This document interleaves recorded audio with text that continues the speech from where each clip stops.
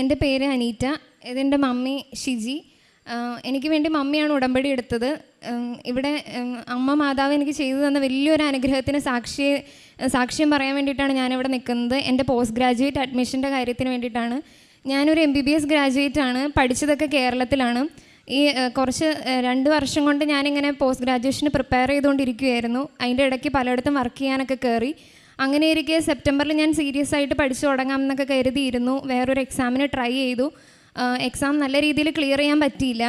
അതായിരുന്നു മമ്മി ആദ്യമായിട്ട് നിയോഗം വെച്ചത്. പക്ഷേ അത് ക്ലിയർ ചെയ്യാൻ പറ്റിയില്ല. അങ്ങനെ ഇരിക്കെ ഞങ്ങൾ ഉടമ്പടി എടുത്തത് ഫെബ്രുവരിയിലായിരുന്നു. ഫെബ്രുവരി 12, 2022 ഇവിടെ തീർത്ഥാടന ഉടമ്പടി എടുത്തത്. അതിന് മുമ്പ് ഓൺലൈൻ ഉടമ്പടി എടുത്തെങ്കിലും ഞങ്ങൾക്ക് അത് പ്രോപ്പറായിട്ട് ഫോളോ ചെയ്ത് പോകാനും അതിൻ്റെ കാര്യങ്ങളൊന്നും മനസ്സിലാവുകയും ഒരു വ്യക്തതയൊന്നും ഉണ്ടായിരുന്നില്ല. പിന്നീട് ആദ്യം ഉടമ്പടി എടുത്തു ഫെബ്രുവരി 12. അതിനുശേഷം ഞങ്ങൾ 3 മാസം പ്രാർത്ഥിച്ചു. ഉടമ്പടി ധ്യാനങ്ങൾ പങ്കെടുത്തു. അച്ഛൻ്റെ ടോക്സൊക്കെ കേട്ടു. പിന്നെ പ്രത്യക്ഷീകരണ പ്രാർത്ഥന, ഉടമ്പടി പ്രാർത്ഥനയൊക്കെ ചൊല്ലി.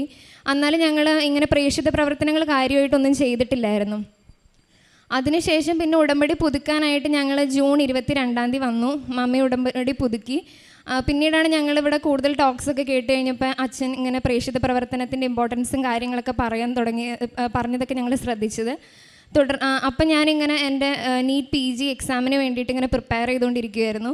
മെയ്യിൽ ഞാൻ എൻ്റെ നീറ്റ് PG എക്സാം കൊടുത്തു. എക്സാം നല്ല എളുപ്പമൊക്കെ ആയിരുന്നു എനിക്ക്. പക്ഷേ ഞാൻ പ്രതീക്ഷിച്ച പോലെ നല്ലൊരു റാങ്ക് എനിക്ക് വന്നില്ല. അത് കഴിഞ്ഞ് ജൂണിൽ മമ്മി വന്ന് ഇവിടെ ഉടമ്പടി പുതുക്കി കഴിഞ്ഞിട്ട് പിന്നെ ഞാനിങ്ങനെ ഒത്തിരി പ്രാർത്ഥിച്ചുകൊണ്ടിരുന്നു. എനിക്കറിയില്ല ഇങ്ങനെ ഈ ഒരു റാങ്ക് വെച്ചിട്ട് എനിക്ക് PGക്ക് അഡ്മിഷൻ ഈ വർഷം തന്നെ കിട്ടുകയും വേണം. എനിക്ക് ഇനി ഒരു വട്ടം കൂടെ എനിക്ക് ഇതിനു വേണ്ടി കളയാനായിട്ട് വയ്യ.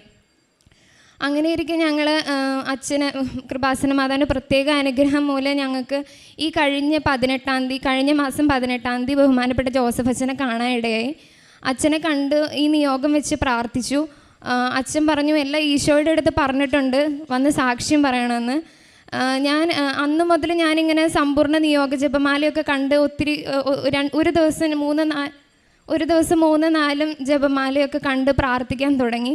പിന്നെ ഞാനിങ്ങനെ വാട്സാപ്പിൽ വചനങ്ങളൊക്കെ അയച്ച് പ്രേക്ഷിത പ്രവർത്തനം ചെയ്യാൻ തുടങ്ങി. പിന്നീട് ഇവിടെ വന്ന് കൃപാസന പത്രം വാങ്ങുകയും തുടർന്ന് ഗവൺമെൻറ് ഹോസ്പിറ്റലിൽ കൊണ്ടുപോയി പത്രം കൊടുക്കുകയും അവരുടെ അടുത്ത് കൃപാസന മാതാവിനെ പറ്റിയൊക്കെ സംസാരിക്കാൻ തുടങ്ങി. ആ ഇടയ്ക്ക് ഞങ്ങളുടെ കേരള രജിസ്ട്രേഷൻ വിളിച്ചു നീറ്റ് PGയുടെ. അങ്ങനെ ഞാൻ അതിന് കൊടുത്തതിന് ശേഷമാണ് ഞാൻ വന്ന് ആക്ച്വലി അച്ഛനെ കണ്ടത്. അപ്പോൾ എൻ്റെ റാങ്ക് അനുസരിച്ച് എനിക്ക് കേരളത്തിൽ ഒരിക്കലും കിട്ടാനുള്ളൊരു മെറിറ്റ് ഉണ്ടായിരുന്നില്ല. എന്താണെങ്കിലും എനിക്ക് കിട്ടില്ല. എന്താണെങ്കിലും കിട്ടുമെന്നുണ്ടെങ്കിൽ തന്നെ കർണാടക അല്ലെങ്കിൽ തമിഴ്നാടൊക്കെ കിട്ടുള്ളായിരുന്നു. അപ്പം ഞാനിങ്ങനെ അച്ഛൻ്റെ അടുത്ത് വന്നപ്പോഴാണെങ്കിൽ എൻ്റെ കയ്യിലിരിക്കുന്ന സർട്ടിഫിക്കറ്റ് കേരള രജിസ്ട്രേഷൻ്റെയാണ്. അപ്പം ഞാൻ ഇങ്ങനെ അച്ഛൻ്റെ കയ്യിൽ ഇങ്ങനെ സർട്ടിഫിക്കറ്റ് കൊടുത്തു. അപ്പം ഞാനിങ്ങനെ മനസ്സിൽ വിചാരിക്കുന്നുണ്ട് എനിക്ക് കേരളത്തിൽ കിട്ടാൻ ഒരു സാധ്യതയില്ല. കർണാടകയോ തമിഴ്നാടിൻ്റെ ഒന്നും ഞാനിട്ട് അപ്ലൈ ചെയ്തിട്ടുമില്ല. എനിക്കറിയില്ല എന്താ ചെയ്യേണ്ടതെന്നുള്ള കാര്യം. എനിക്ക് അങ്ങോട്ട് പോകാനും വലിയ താല്പര്യമില്ല. അപ്പം ഞാനിങ്ങനെ പ്രാർത്ഥിക്കുമായിരുന്നു, എൻ്റെ മാതാവ് എനിക്ക് കേരളത്തിൽ അഡ്മിഷൻ കിട്ടുമായിരുന്നെങ്കിൽ എനിക്ക് എൻ്റെ മാതാവിന് എത്രയോ പേർക്ക് മാതാവിനെ പറ്റി പറഞ്ഞു കൊടുക്കാനും സംസാരിക്കാനും ഒക്കെ കഴിയുമായിരുന്നല്ലോ എന്ന് ഞാൻ ഒത്തിരി പ്രാർത്ഥിച്ചായിരുന്നു. അങ്ങനെ ഞാൻ ഇങ്ങനെ വന്ന് ഒത്തിരി ഇങ്ങനെ ആലോചിച്ചിങ്ങനെ ഞാനിങ്ങനെ വിചാരിക്കുമായിരുന്നു കർണാടകയിലും തമിഴ്നാട്ടിലൊക്കെ കിട്ടി ഞാൻ കന്നഡയും തമിഴൊക്കെ പഠിച്ച് മാതാവിനെ പറ്റി പറയാമെന്നൊക്കെ പറയുന്നത് എനിക്ക് പെട്ടെന്ന് ലാംഗ്വേജ് പഠിക്കാൻ ഇച്ചിരി ബുദ്ധിമുട്ടുള്ള ആളാണ്. അപ്പോൾ അത് ബുദ്ധിമുട്ടല്ലേ മാതാവേ, ഞാൻ ഈ കേരളത്തിൽ കിട്ടുകയാണെന്നുണ്ടെങ്കിൽ എന്താണെങ്കിലും അഡ്മിഷൻ കിട്ടിക്കഴിഞ്ഞാൽ ഞാൻ ആ കിട്ടുന്ന കോളേജിൽ എന്താണെങ്കിലും ഞാൻ എൻ്റെ മാതാവിനെ പറ്റി എന്താണെങ്കിലും പ്രഘോഷിക്കും, മാതാവിനെ പറ്റി പത്രം ഞാൻ വിതരണം ചെയ്യും എന്നൊക്കെ ഞാൻ പറഞ്ഞ് ഒത്തിരി പ്രാർത്ഥിക്കുമായിരുന്നു. ഇതിൻ്റെ ഭാഗമായിട്ട് ഞാൻ ഇങ്ങനെ രജിസ്ട്രേഷനൊക്കെ കഴിഞ്ഞു. 18 ഇവിടെ വന്ന് അച്ഛനെ കണ്ടു. 17 ഇവിടെ വന്ന് അച്ഛനെ കണ്ടു. 20 ആയിരുന്നു ഞങ്ങളുടെ രജിസ്ട്രേഷൻ ക്ലോസ് ചെയ്യുന്ന ഡേ. അപ്പം 20 ഞാൻ ഒരു സർട്ടിഫിക്കറ്റ് അപ്ലോഡ് ചെയ്യാൻ വിട്ടുപോയി. ഈ ഒരു സർട്ടിഫിക്കറ്റ് വളരെ ഇമ്പോർട്ടൻ്റ് ആയിരുന്നു. അത് ഞാൻ ഇതുവരെ ഞാൻ ഗവൺമെൻറ് ഓഫീസിൽ പോയിട്ട് അത് അപ്ലൈ ചെയ്തിട്ടില്ല. അപ്പം ഇങ്ങനെ ഇരിക്കെ ഞാൻ ഹോസ്പിറ്റലിൽ പോയി 20 ഡ്യൂട്ടിക്ക് കയറി കഴിഞ്ഞപ്പോഴാണ് അന്ന് രാവിലെ 10 മണിക്ക് ആപ്ലിക്കേഷൻ ക്ലോസ് ചെയ്യും. രാവിലെ 9 മണിക്കാണ് വേറൊരു ഡോക്ടർ പറഞ്ഞ് ഞാൻ അറിയുന്നത് താൻ ഇതിനെന്താണെങ്കിലും അർഹയാണ്, താൻ ഇത് അപ്ലൈ ചെയ്ത് കൊടുക്കണം എന്നുള്ള കാര്യം. അപ്പം ഞാൻ ഭയങ്കര ഡെസ്പായി ഞാൻ വീട്ടിലേക്ക് വിളിച്ച് ഒത്തിരി കരഞ്ഞു. പക്ഷെ ഞാൻ അന്ന് റൗണ്ട്സിനൊക്കെ പോയി. അന്ന് എനിക്കറിയില്ല, എൻ്റെ കൺസൾട്ടൻസിൻ്റെ ഒക്കെ ഫ്രണ്ടിലും പേഷ്യൻസും ബൈസ്റ്റാൻഡേഴ്സും ഒക്കെ നിൽക്കാതെ എനിക്ക് എന്ത് ചെയ്യണമെന്ന് അറിയില്ലാത്തൊരവസ്ഥയിൽ ഞാൻ അവിടെ നിന്ന് അവരുടെ ഫ്രണ്ടിൽ ഞാൻ കുറേ കരഞ്ഞു. അതിനുശേഷം ഞാൻ ഇങ്ങനെ വീട്ടിലേക്ക് വിളിച്ച് പറഞ്ഞു, അപ്ലൈ ചെയ്തു. അന്ന് ഓൾറെഡി 10 മണിക്ക് ആപ്ലിക്കേഷൻ ക്ലോസ് ചെയ്തു.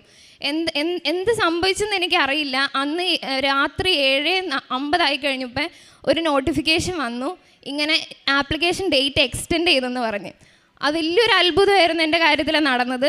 അത് കഴിഞ്ഞിട്ട് പക്ഷേ എന്താ സംഭവം എന്ന് വെച്ചാൽ അതൊരു ശനിയാഴ്ചയായിരുന്നു. പിറ്റേന്ന് ഞായറാഴ്ച ഗവൺമെൻറ് ഓഫീസൊക്കെ ക്ലോസ്ഡ് ആവും. പിന്നെ എക്സ്റ്റെൻഡ് ചെയ്ത് നീട്ടിക്കുന്നതാണെന്നുണ്ടെങ്കിൽ 22 എന്ന് പറയുമ്പോൾ മൺഡേ രാവിലെ 10 മണി വരെ. ആകെ എൻ്റെ കയ്യിലുള്ളത് ഏതാനും കുറച്ച് മണിക്കൂറുകൾ മാത്രമേ ഉള്ളൂ.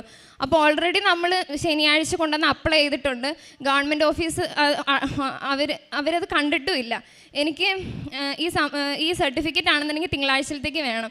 ഞങ്ങൾ ഒത്തിരി പ്രാർത്ഥിച്ചു, കരഞ്ഞ് പ്രാർത്ഥിച്ചതിൻ്റെ ഫലമായിട്ട് മാതാവ് എനിക്ക് തന്നു എന്ന് തന്നെ ഞാൻ വിശ്വസിച്ച് പറയുന്നത്.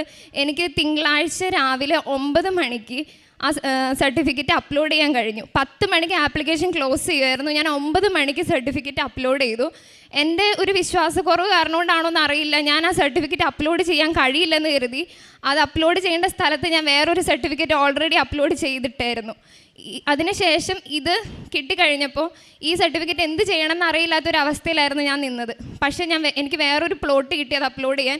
അവിടെ കൊണ്ടുവന്ന് ഞാനിത് അപ്ലോഡ് ചെയ്തു. എന്താണെങ്കിലും അത് കേരളത്തിലെ എൻട്രൻസ് കൗൺസിലർ അത് ആക്സെപ്റ്റ് ചെയ്യുകയും ചെയ്തു. പിന്നീട് അവരെനിക്ക് കറക്റ്റ് ചെയ്ത് റീ അപ്ലോഡ് ചെയ്യാനുള്ളൊരു പ്രൊവിഷനൊക്കെ ഓപ്പൺ ചെയ്ത് തരികയും ചെയ്തു. അങ്ങനെ എൻ്റെ സർട്ടിഫിക്കറ്റ്സ് കാര്യങ്ങളെല്ലാം അപ്ലോഡ് ചെയ്ത് ഈ കഴിഞ്ഞ ദിവസം വരെ, കഴിഞ്ഞ 1-ാം തീയതി ആയിരുന്നു അവർ ലാസ്റ്റ് ഓപ്ഷൻ അലോട്ട്മെൻറ്റും കാര്യങ്ങളൊക്കെ വേണ്ടിയിട്ട് എൻട്രി നടത്തിക്കൊണ്ടിരുന്നായിരുന്നു ലാസ്റ്റ് ഡേറ്റ്. ഞാനാണെന്നുണ്ടെങ്കിൽ ഫസ്റ്റ് അലോട്ട്മെൻറ്റിൽ ഒരിക്കലും എനിക്ക് കിട്ടുമെന്ന് പ്രതീക്ഷിച്ചിരുന്ന ആളൊന്നുമല്ല. എന്താണെങ്കിലും അത്രയും നല്ല റാങ്കൊന്നും എനിക്കുണ്ടായില്ല. എനിക്കറിയില്ല എന്താ സംഭവിച്ചതെന്ന്. എനിക്ക് പ്രൊവിഷണൽ അലോട്ട്മെൻറ്റ് വന്നു October 2. ഞാൻ പള്ളിയിലൊക്കെ പോയി കഴിഞ്ഞ് വന്ന് ഞാനൊന്ന് കിടന്നുറങ്ങുമായിരുന്നു. അപ്പോൾ എൻ്റെ ഫ്രണ്ട് ഇങ്ങനെ വിളിച്ചിട്ട് പറഞ്ഞു, അനീറ്റ നീ കണ്ടോ, ഇങ്ങനെ നിൻ്റെ റാങ്ക് ലിസ്റ്റ്, നിൻ്റെ നമ്പറും ഇങ്ങനെ അലോട്ട്മെൻറ്റ് ലിസ്റ്റ് വന്നിട്ടുണ്ട്, നീ കണ്ടോ എന്ന് ചോദിച്ചു. ഞാനെടുത്തു. എനിക്ക് അധികം PGs ഒന്നും എടുക്കാൻ താല്പര്യമൊന്നും ഉണ്ടായില്ല. എനിക്ക് ഇഷ്ടമുള്ളത് എന്തായിരുന്നു വെച്ചാൽ ഒന്നെങ്കിൽ ജനറൽ മെഡിസിൻ അല്ലെങ്കിൽ റെസ്പിറേറ്ററി മെഡിസിൻ, അതല്ലാന്നുണ്ടെങ്കിൽ ഡെർമറ്റോളജി. ഇത് വേണമെന്ന് പറഞ്ഞുകൊണ്ട് ഞാൻ മാതാവിൻ്റെ കാശുരൂപം വെച്ചിട്ട് എഴുതി ബൈബിളിനകത്ത് സൂക്ഷിച്ച് വെച്ച് അത് വെച്ച് ദിവസവും പ്രാർത്ഥിക്കുമായിരുന്നു. എനിക്ക് ഇത് 3 കിട്ടാനുള്ള മെറിറ്റ് എനിക്കില്ല. ഇവിടെ നിന്നുകൊണ്ട് ഞാൻ പറയാം, ഇത് 3 കിട്ടാനുള്ള മെറിറ്റ് എനിക്കില്ല. എങ്ങനെയാണെന്ന് എനിക്കറിയില്ല, ഇപ്പോഴും എനിക്കറിയില്ല അതെങ്ങനെ കിട്ടിയെന്നുള്ള. എനിക്ക് സൺഡേ രാവിലെ ഒരു 11 മണിയൊക്കെ ആയപ്പോഴേക്കും പ്രൊവിഷണൽ ലിസ്റ്റ് ഇട്ടു. ഇപ്പോഴും പ്രൊവിഷണൽ തന്നെയാണ് കിടക്കുന്നത്. പ്രൊവിഷണലി എനിക്ക് MD റെസ്പിറേറ്ററി മെഡിസിൻ അഡ്മിഷൻ കിട്ടി. മാതാവിൻ്റെ വലിയൊരു അനുഗ്രഹം കാരണം കൊണ്ട് മാത്രം. ഇനിയും അത് തന്നെയായിരിക്കും ഫൈനൽ റിപ്പോർട്ട് വരാൻ പോകുന്നത് എന്ന് വിശ്വസിച്ചുകൊണ്ട് മാതാവിന് 1000 നന്ദി പറയുന്നു. പരിശുദ്ധ അമ്മയ്ക്ക് യേശുവിനും നന്ദി പറഞ്ഞ് പ്രാർത്ഥിക്കാം.